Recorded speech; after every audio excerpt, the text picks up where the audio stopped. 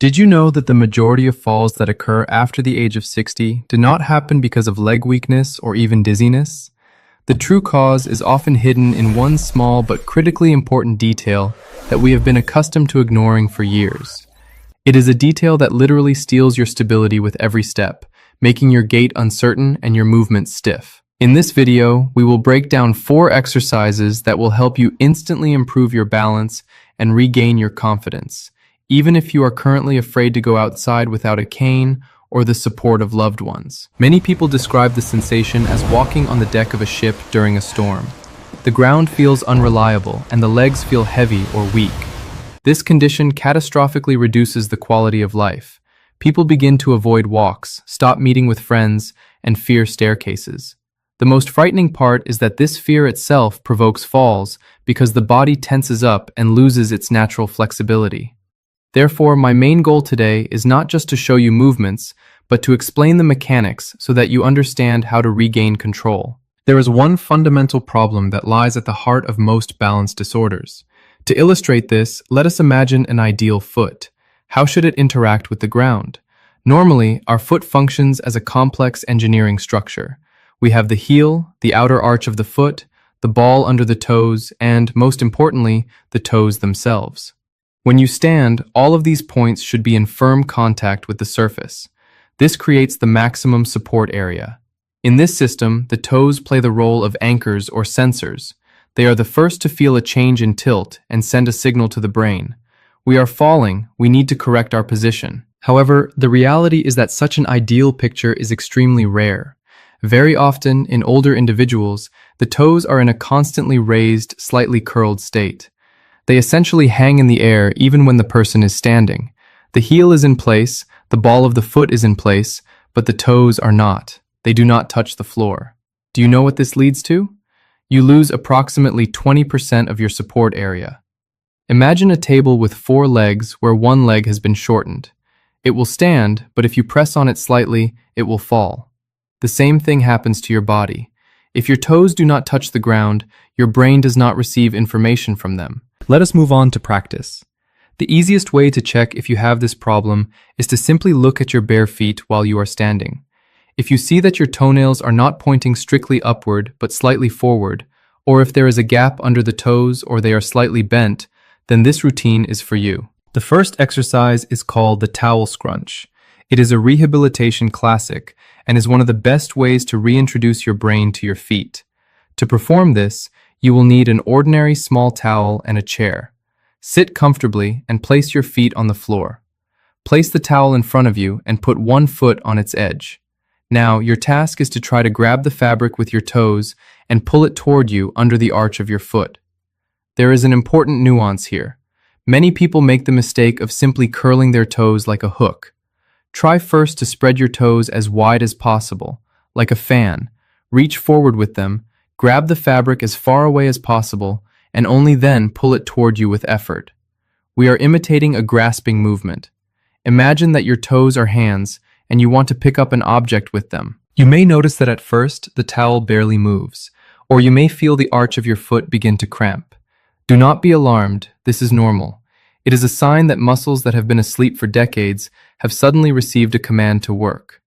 If your foot cramps, relax, massage it, and try again more gently. Perform this movement for a couple of minutes for each foot.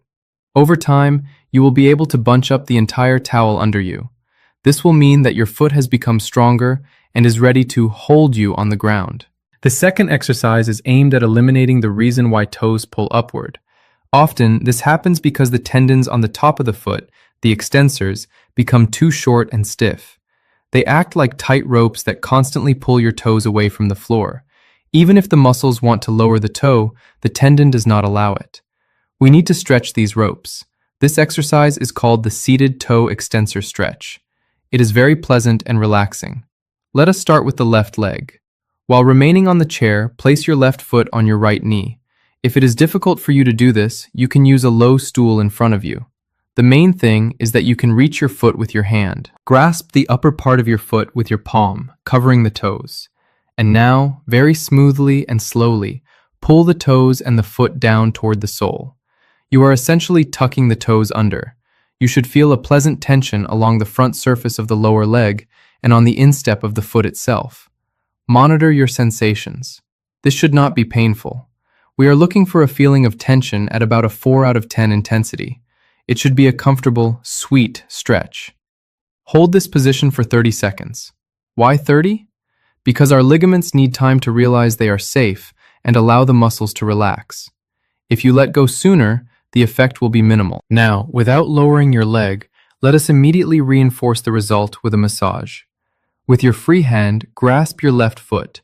Begin to make deep squeezing movements, compressing the foot simultaneously from the top and the bottom, as if you are taking it in a tight pinch or a vice.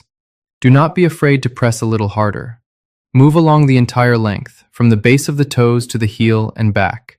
Knead it like dough. This will improve blood circulation and return sensitivity to the tissues we just stretched. Great. Now slowly lower your left leg to the floor. Feel the difference. It may now feel warmer and wider than the right one. Now move on to the right leg. Place it on your knee. In the same way, take the foot with your hand, tuck the toes down, and gently pull toward you. Find that same pleasant tension at a level of 4 and hold still for 30 seconds. Breathe deeply, imagining the tension leaving the front of your lower leg. And again, finish with a massage. Grasp the right foot with your free hand. Squeeze it from the top and bottom simultaneously, kneading every centimeter, returning life to the cramped muscles. This simple technique, stretching plus massage, works wonders if done regularly. I recommend repeating this cycle 3 to 4 times a day, especially if you have walked a lot. After this, when you stand up, you will feel that your feet have become flatter, wider, and have better contact with the surface. Now we move on to the third exercise, standing foot stretch at the wall. This is a new stage in our training. Here we will use your own body weight for a deeper workout of the ankle and toes. This exercise is critically important for ensuring that the toes stop being cramped and straighten out for full contact with the ground. To perform this, we will need a wall. Safety is paramount here. Please approach the wall and stand sideways to it. Now, move one leg, the one further from the wall, slightly back. The most important moment, place this foot on the dorsal side of the toes. That is, not on the pads, but essentially on the toenails, tucking the toes under. Do this very carefully. Now, slowly, controlling every movement, begin to transfer just a little bit of weight onto this leg, slightly bending your knees. You will feel a fairly intense stretch in the front part of the lower leg and foot. Your goal is to gently stretch the ankle. A strict rule applies here: no sharp pain. We work only in the zone of discomfort. On a pain scale, this should be a maximum of 5 out of 10. If you feel sharp pain, immediately release the pressure. Start small. For the first time, it is enough to hold this position for 10 seconds. Then carefully return the foot to a normal position, turn the other side to the wall, and repeat for the second foot for 10 seconds as well. Over time, when you feel that the joints have become more mobile, increase the holding time to 30 or 40 seconds for each foot. This exercise works wonders for cramped toes. Do 3 to 4 sets throughout the day. You can do this while waiting for the kettle to boil or talking on the phone. The main thing is to always have a reliable support. And finally, the fourth exercise. We have awakened the muscles with the towel, stretched them while sitting and standing, and now we need to teach the brain to use this new freedom of movement. The fourth exercise is tiptoe rolls at the wall. We want your brain to clearly register: I can lean on my toes, they are strong, they hold me. Stand facing the wall. Extend your arms and rest your palms against the wall at chest level or slightly lower.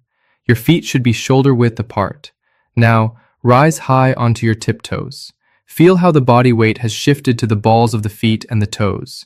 While in this position, begin to perform rolls. Bend one knee, transferring the body weight to the other straight leg, then switch. This is similar to walking in place, but attention, your heels do not touch the floor.